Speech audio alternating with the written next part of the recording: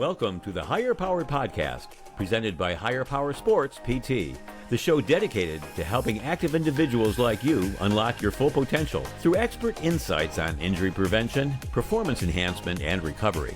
Kurt Kessler is a board-certified specialist in sports physical therapy and an athletic trainer. In each episode, he and his guests bring you the latest evidence-based strategies to help you move better, feel stronger, and stay injury-free. Let's learn together. Hey there, everybody. Welcome back to another episode of the Higher Powered Podcast. Today, we are starting part one of our nutrition mini-series, and no better person to come on and talk about that with than Angie Dye. So she is a registered dietitian nutritionist. She's a certified specialist in sports dietetics, certified intuitive eating counselor, and the owner of Carpe Diem Nutrition. So my perspective, I've known of her for several years. I've referred clients to her.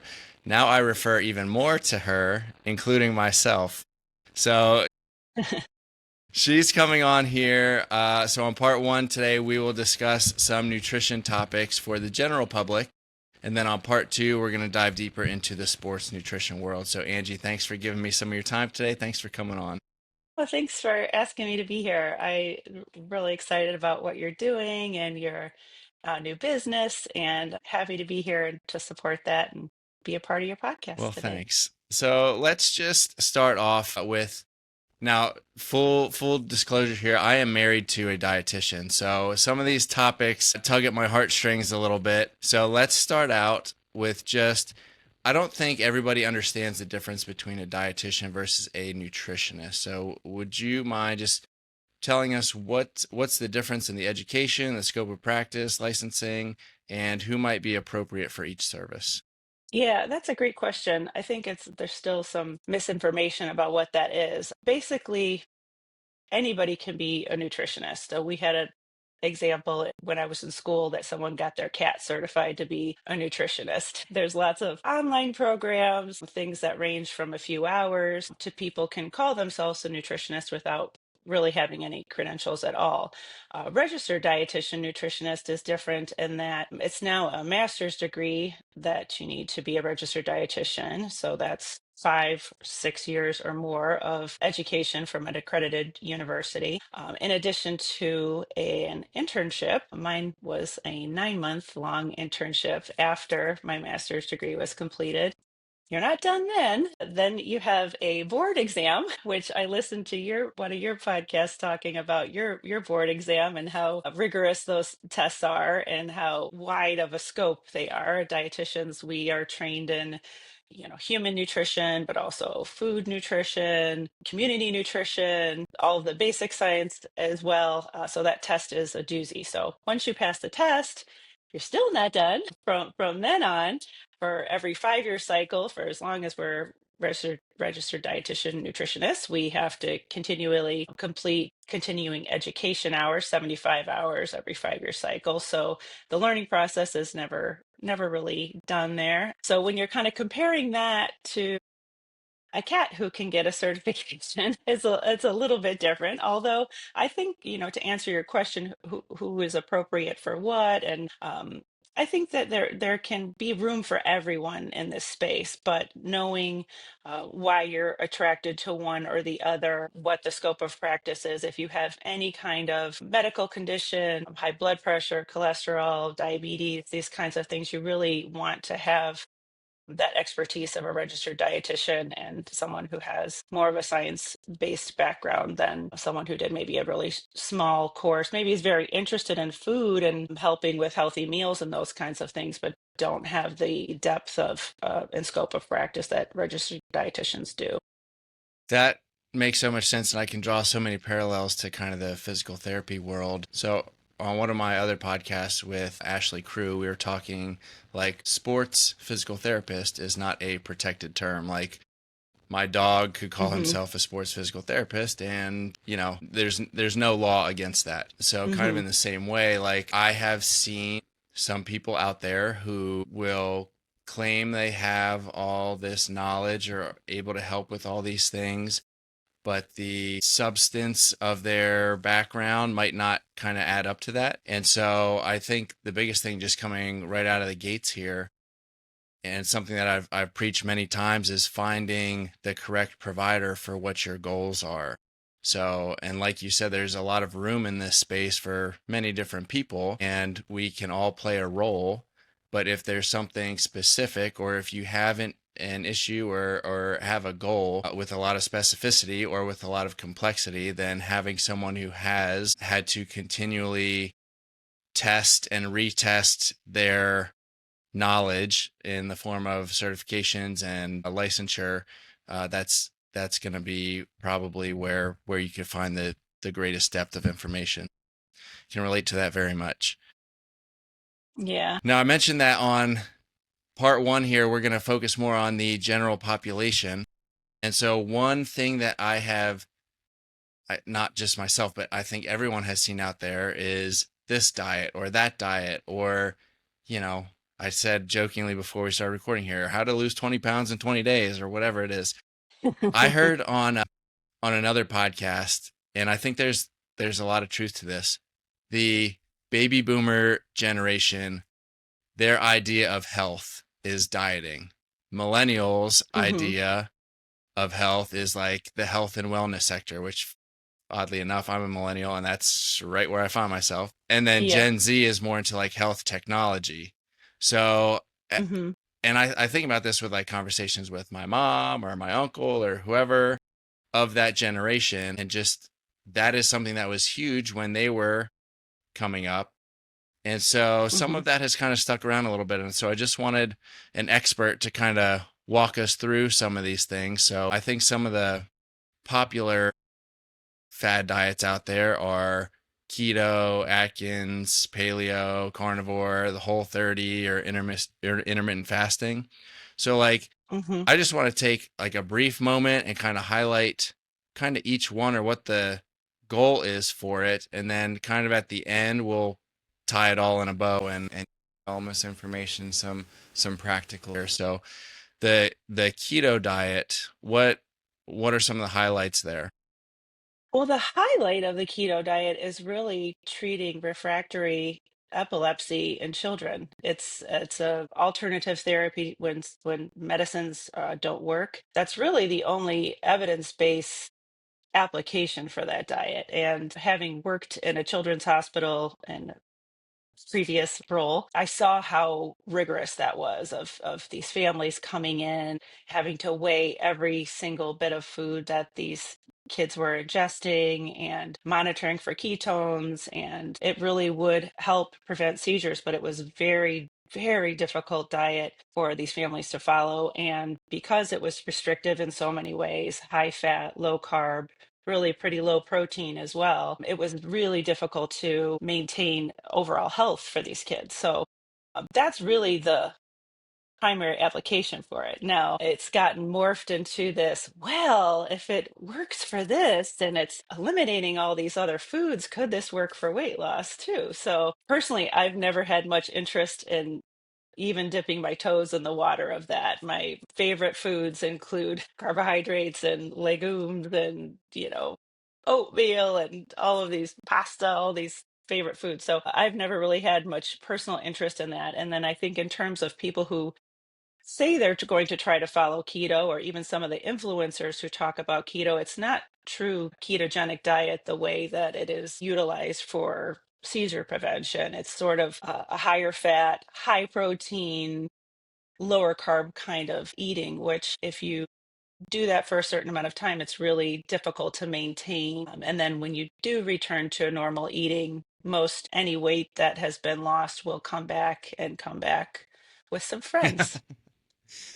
So the way you answered that is exactly how I want to go through each of these. You kind of saying what the science is behind it, who it's appropriate for, how the mainstream whatever has kind of taken it and morphed it, and just kind of what happens with that. So next one we'll highlight is Atkins diet. Yeah, so Atkins was like a little spin-off of keto, more focusing on a balance of protein, carbs, and fat, with the emphasis on a little bit more protein than maybe keto was. But when you strip it all away, a lot of it is a lower calorie diet. So again, if you don't want to keep following these rigorous macro counting and calorie counting things, if you don't picture yourself counting those things when you're 80 years old, why would you do that when you're younger, or to kind of embark on something that you know isn't sustainable? So a lot of times when you remove those things from the Atkins diet that are really kind of counting and manipulating all of these macros, and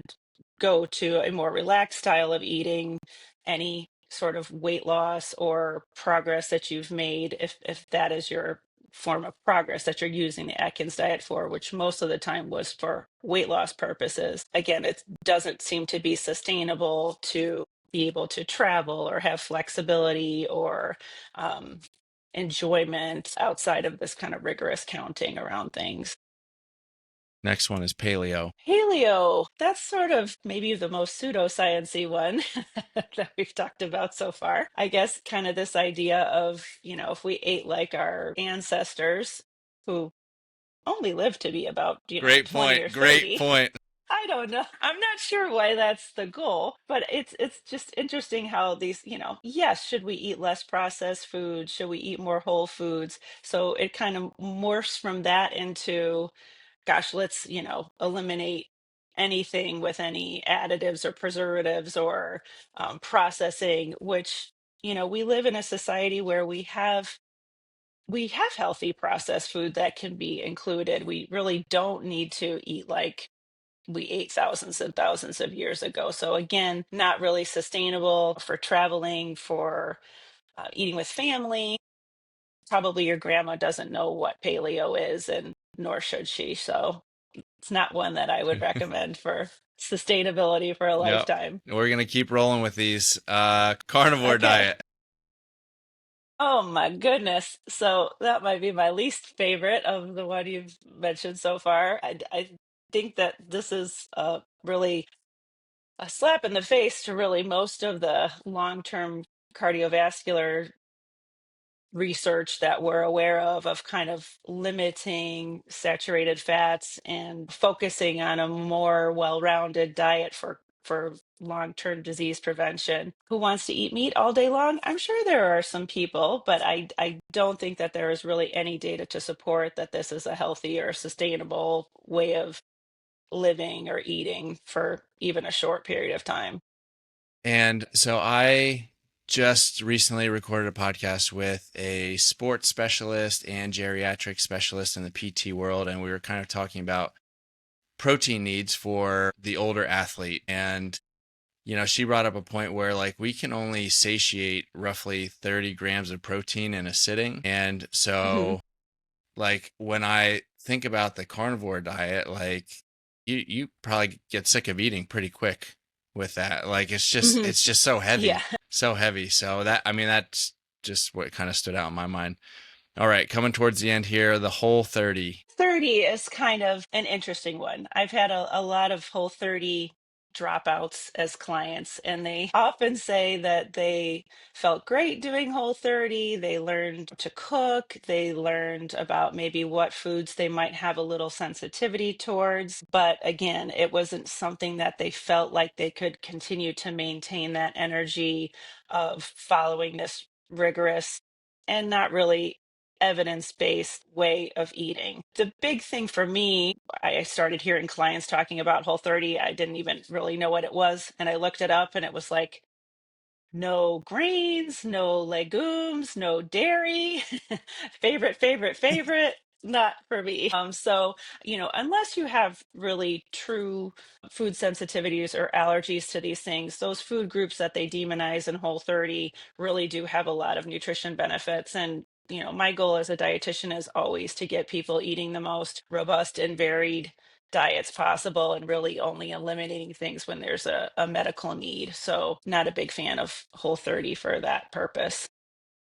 And the last subject we'll touch on here is intermittent fasting. Now, I know there's a number of different motivations for this. Sometimes can be religious, sometimes can be, again, for weight loss purposes, but just in general, some of the effects of intermittent fasting. Yeah, I think that's, I obviously wouldn't ever comment on someone's religious beliefs for intermittent fasting, but I think the way I'm seeing it show up in my world is that it's being touted as this amazing way to, detoxify the body and promote autophagy and, do all these miraculous things where really it either limiting the amount of time that you are eating in a day or sometimes eating only on alternative days, which all of these things in the right person can lead to disordered eating and missing out on a lot of important food from limiting that time. I think the data around it really haven't been as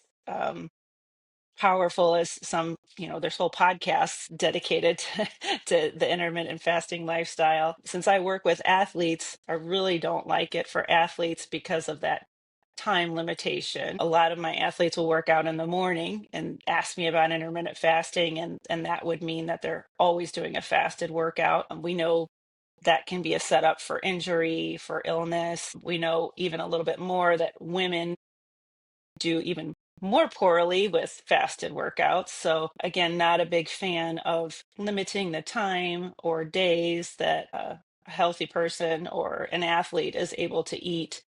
I really don't believe that's any kind of path to wellness. It feels a little bit like normalizing an eating disorder to me. Yeah. Okay. So we kind of hit on some of the big fad diets. And the reason I wanted to go through each one is one, so that you had the opportunity to present like maybe where the diet idea came from and what the true effects of each of them are. The idea behind all of them, at least the way it's put out in the mainstream, is for weight loss purposes. Follow this Hmm. diet and you'll lose weight. Follow this diet and you'll lose weight. Do this diet for 30 days and you'll lose X amount of pounds, whatever. Hmm. So talking about, and you talked about this already, like what happens when you stop, the sustainability of it, no matter what diet we're talking about here, what do you notice when people stop these diets? Yeah, I think it's pretty multifactorial. There's obviously just the kind of physical rebound. Our bodies are pretty magnificent performance machines. We are built to sustain these things. We're built to survive a famine. So once this calorie restriction or timing of food restriction or food group restriction is eliminated, our bodies do a really amazing job of rebounding. So a lot of times just that physical thing that will happen after the diet is over is that weight that was lost by eliminating different things will come right back as eating returns to normal. So there's that physical part. I think what I've seen in my practice is how harmful that is emotionally and psychologically, because boy, I've seen people or heard about, I don't really work with weight loss, but heard about how difficult this is. I missed my, holiday work party. I said no to the XYZ. I packed all my lunches. I did all this, all this work. And then to feel like that's just kind of ripped right out from under your feet as you try to resume some kind of maintenance or normalcy. So I think those two things are really together very harmful for individuals to experience that. How about some of the health effects? You mentioned some of the mental effects there, but like Hmm. health effects, or as I refer to them, or others refer to it as like yo-yo dieting or yo-yo weight Hmm. loss, basically meaning someone does a diet, they lose weight, they stop the diet. First of all, one thing to point out is none of these diets, like how many people without a medical reason, like actually choose one of these fad diets and stick with it forever? Probably less than 0.1%, because they're Yeah. not they're not sustainable. They're not sustainable Right. because they don't give our bodies what they truly need. So, if you Hmm. have someone who is chasing weight loss through these diets, they lose the weight, they gain the weight, they lose the weight, they gain the weight.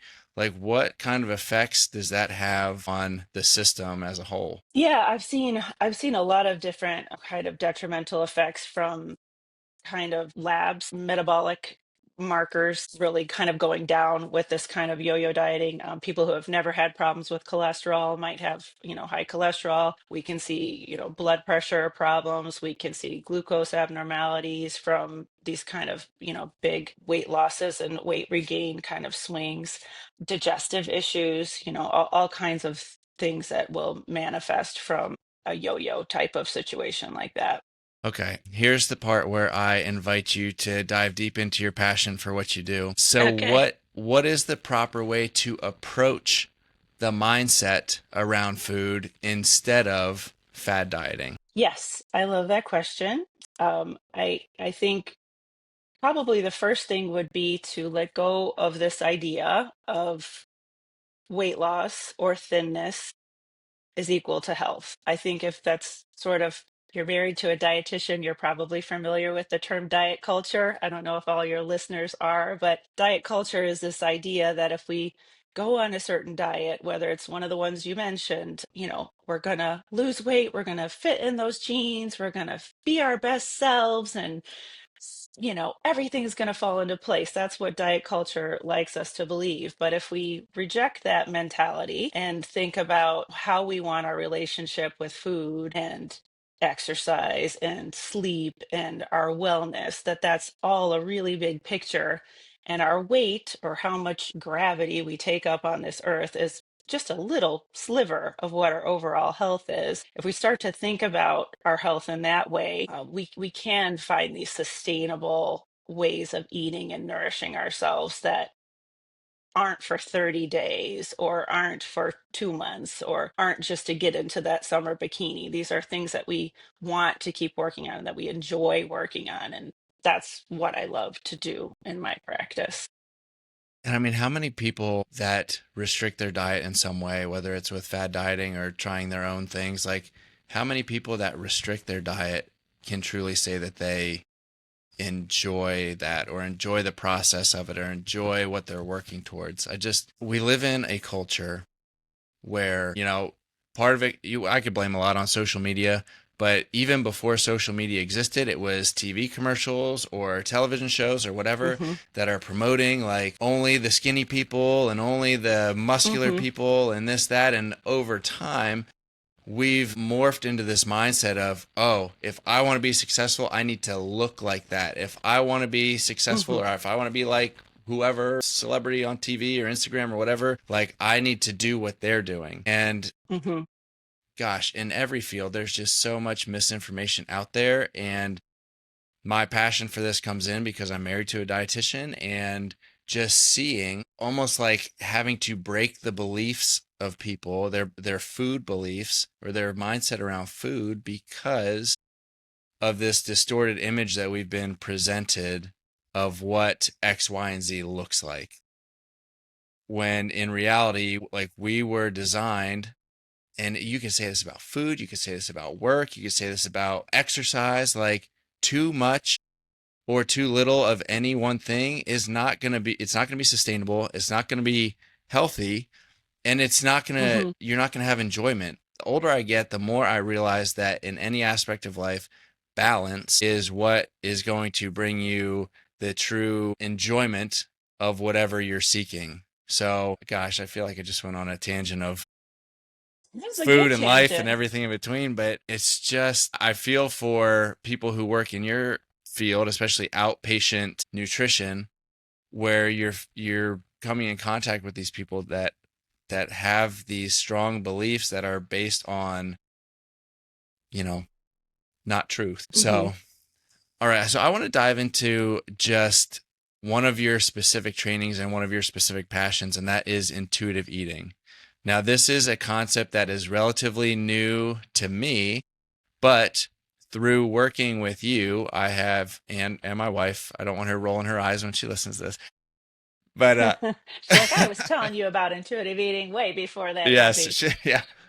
But what is intuitive eating? Oh, I would love if we had a whole hour for intuitive eating, but in a nutshell, There were two dietitians, Evelyn Tribole and Elise Resch, back in 1995. They had a pretty successful private practice in California, and they just kind of felt like this cycle of giving people meal plans, the plans working for somewhat short amount of time, not feeling sustainable, yo-yo weight cycling, these kinds of things. And they really had this aha moment with each other that, it's not that people don't have the right diets, it's that diets in general are not sustainable. So, what can we do instead? So they wrote their first version of the intuitive eating book back in 1995. And since then, intuitive eating has been validated. There's a assessment tool to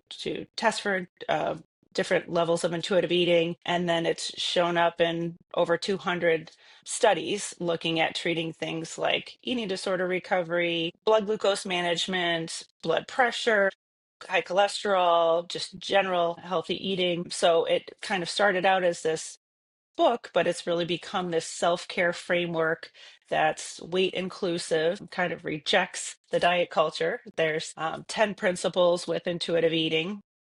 And those are things like listening to your body, stopping when you're full, moving your body in a way that feels good to you, not using exercise for punishment. And there's, of course, general nutrition in there too, but lots of other things looking at how to care for yourself and how to promote a healthy relationship with food and your body that is weight neutral, that doesn't focus on weight loss.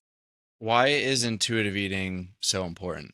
I mean, personally, I think I heard about intuitive eating maybe in the early thousands, probably shortly after that first book. And it seemed like a wow, really out there kind of concept as a young dietitian who was counting calories and carbohydrates and protein and all these things in hospitalized patients.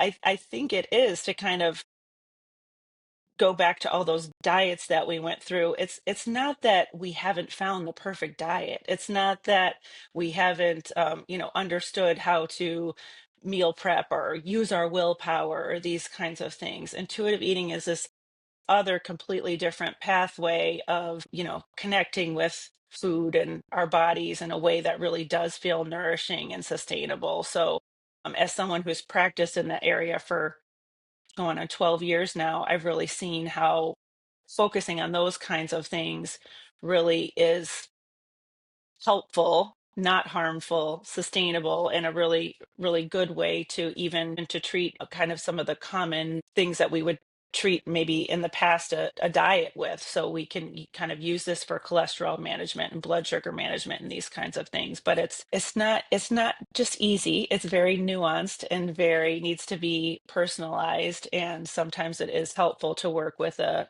counselor while you're working through the intuitive eating process.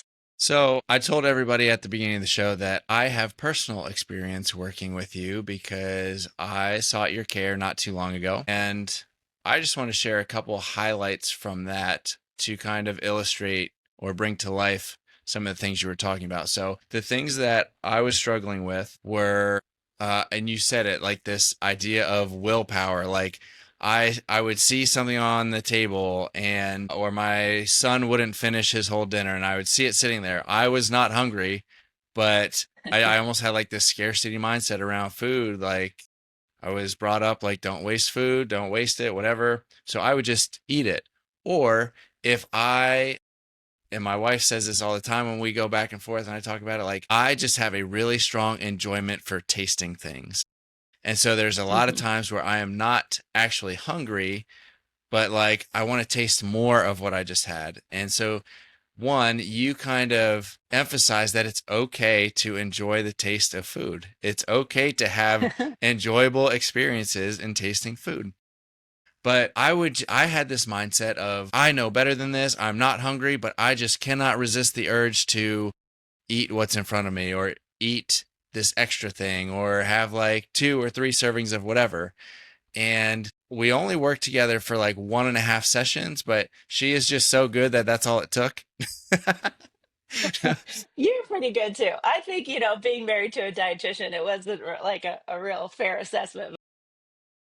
But my mindset around food has changed. Now, would I like to be a little bit more fit? Would I like to fit in a pair of pants that I used to? Yes, I would. And in some ways, I might still have a skewed mindset of that. But what you have taught me and what my wife has taught me is that, again, success or health or whatever does not always align with what the scale says. And just having a little bit more mindfulness of maybe the motivations of why I was making some of these decisions. So, like, we trace it back to when I was a kid.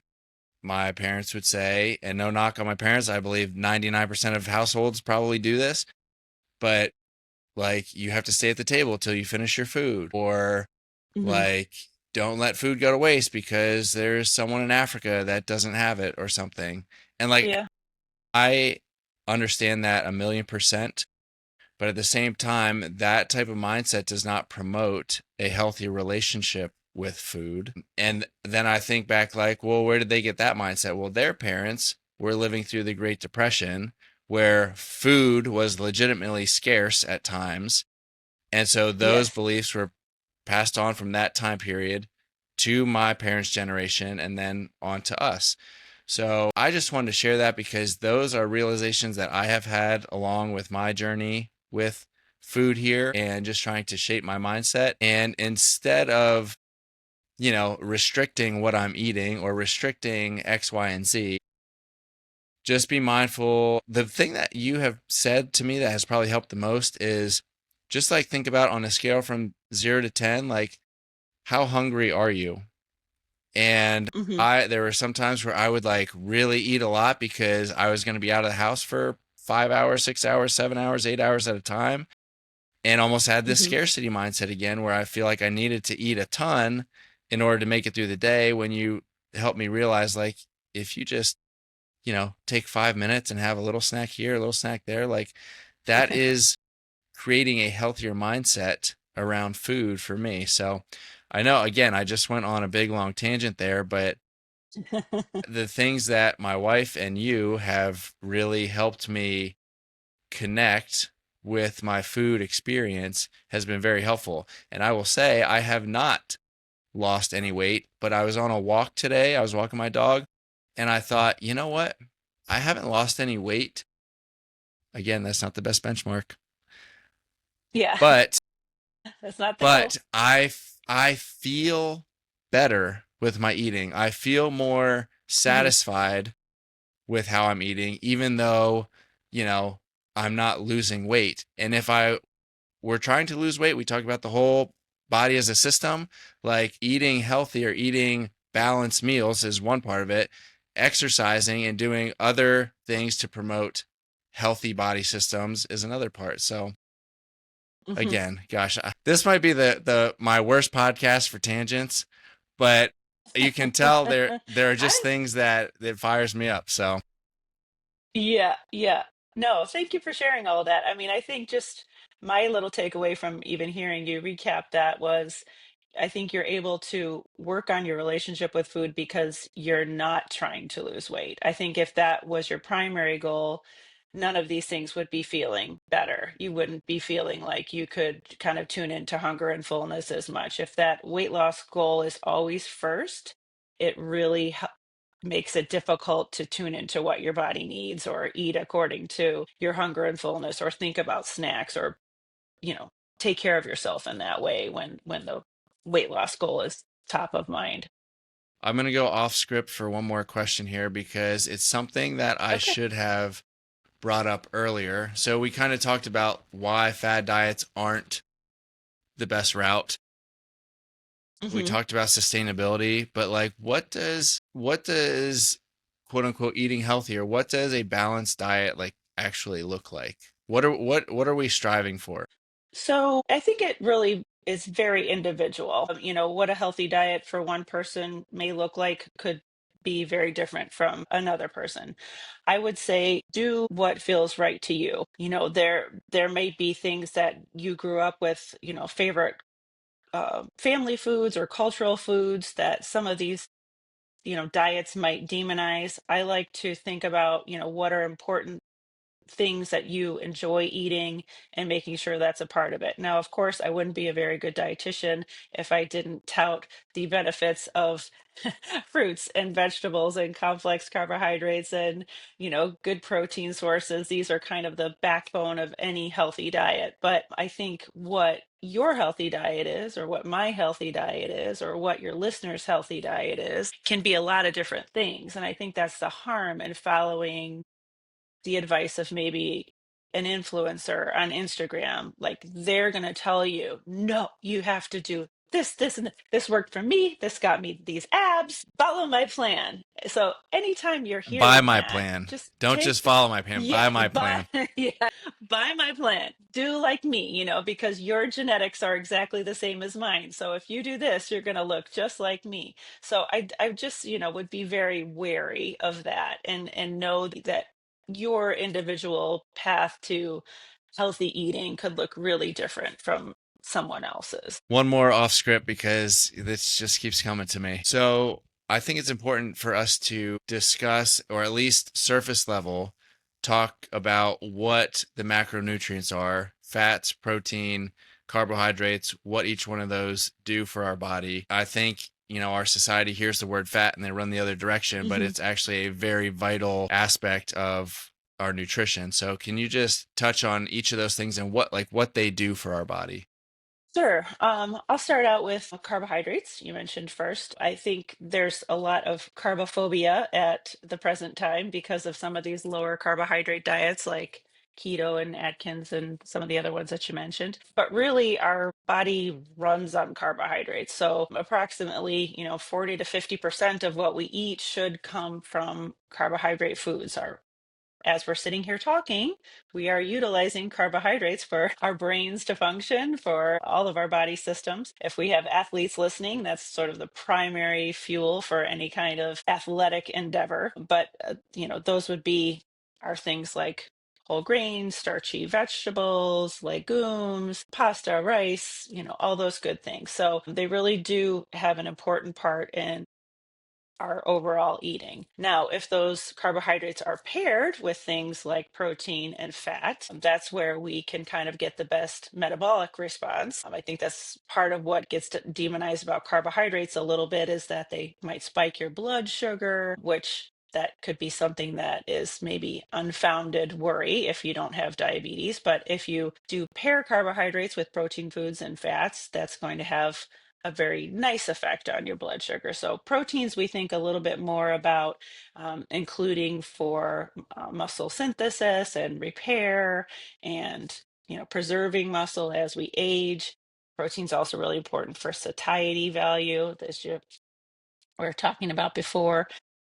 So those are kind of things like any kind of meats, eggs. Also, those can be plant sources like different beans, legumes, things like that.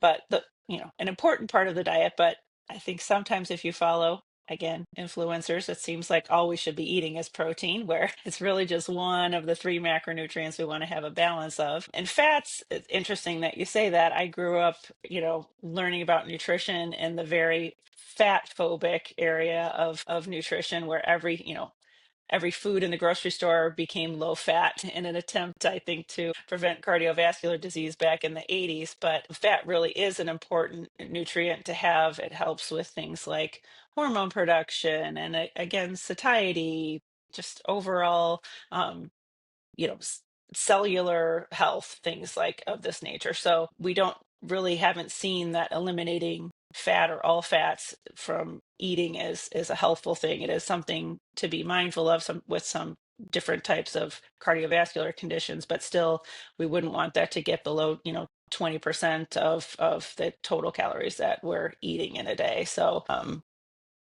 is that a little nutshell of the macronutrients? Perfect. All right, last question. When should somebody seek your care or someone like you? Yeah, Great question. I've met people from dietitians from other parts of the world who say, like in Australia, everyone has a dietitian. Like you have a hairdresser and a dental hygienist, and everyone has a dietitian. Now, do I think everyone needs a dietitian? I don't really know, but I love working with people who are maybe embarking on something new or a different path with what they're kind of trying to do with their relationship with food. That might be somebody who's dieted for a really long time and they want to learn how to kind of break free from that and work more on intuitive eating. I love working with athletes who are training for something big. I'm an Ironman finisher and I've done marathons and lots of triathlons, and I love working with athletes who are embarking on that because they can be doing all of the training things, but if the nutrition piece isn't right, the event won't go so well. So I always welcome athletes into my practice. That's a really good place to see a dietitian if you're trying to improve your sports performance. I work also with a lot of people with digestive issues. And again, that's another one that if you try to seek advice online, there's a lot of different misinformation out there about digestive health. So that is something that dietitians are very good at helping with, improving digestive health and overall good gut feelings. So those are kind of the three areas that I like to work with people, and I think is a good fit in my practice. But lots of dietitians specialize in different things. Kidney health, if you're going through a cancer treatment, there's dietitians who specialize in that. There are more dietitians who specialize in the weight loss field or even medical weight loss now with some of the new medications. It's not my area of expertise. Lots of different reasons, and maybe you don't even need a reason. In Pennsylvania, a lot of health insurance policies will cover you to see a dietitian. So that's something I think people don't always know, that that's a benefit that's there. So if there's something that you're seeking with nutrition, trying to improve with your nutrition, a lab value that you get that you're wondering if your diet could improve, that's something to check out if your insurance would cover you to see a dietitian. I think that's always worth taking advantage of. Where can people find you if they want to find your services or connect with you? Well, my website is kind of squeaky new. I just redid it. So check out my website if you want to learn a little bit more about me. That's carpediemnutrition.com. I'm not the best social media person, really. I am on Instagram, Carpe Diem RDN, but I'm not the greatest on social. I try, but I also try to keep my sanity. So I would say my website, I do write a monthly blog. If anyone